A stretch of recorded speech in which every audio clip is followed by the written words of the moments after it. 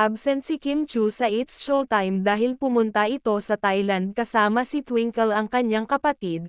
Kung business trip nga ito ay posibleng kasama din nito si Paolo Avellino dahil isa si Pao ngayon sa kanyang kasosyo sa negosyo.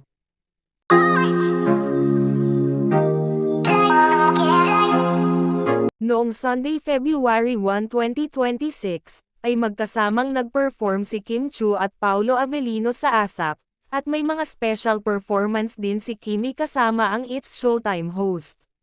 Masayang binahagi ng mga fans ang kanilang mga kuha sa naturang ASAP, kung saan, ay kuha din na sabay si Paolo at Kim papasok sa ASAP studio. Hanggang sa ito ay lumabas, at talagang dikit na dikit ang dalawa.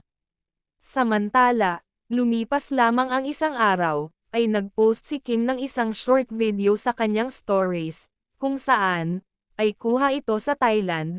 Kapansin-pansin din na kasama si Twinkle at ang asawa nito, makikita naman na may iba pa silang kasama. Base sa nakalap na source ay baka ito ay isang business trip, kung saan, ay may ibang business naman si Kim aside sa kanyang Little Bunny bags, ay may mga negosyo pa si Kimi kung saan, ay may mga kasosyo ito, kabilang na nga dyan si Paolo Avellino.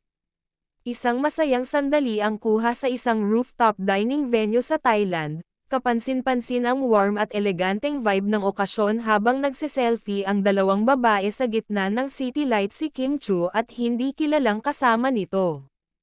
Kung matatandaan din na magmula nang malaman ni Kim ang mga pinagagawa ni Lokam, ay si Twinkle na ang laging kasama nito sa kanyang mga private na lakad.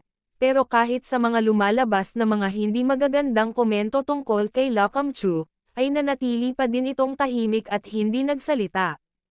Samantala, makikita naman sa mga nakaraang taon na same lang din ang kasama ni Kim Chu na babae na nasa larawan kung saan, ay kuha din ito sa isang mamahaling restaurant sa Thailand, at sa naturang caption nga sa larawan ay naniniwala ka ba sa destiny? God has set everything. Kung ito ay sinadya na ito ay magiging. Maniniwala ka ba na nagkita lang tayo sa Zermatt sa parehong gabi?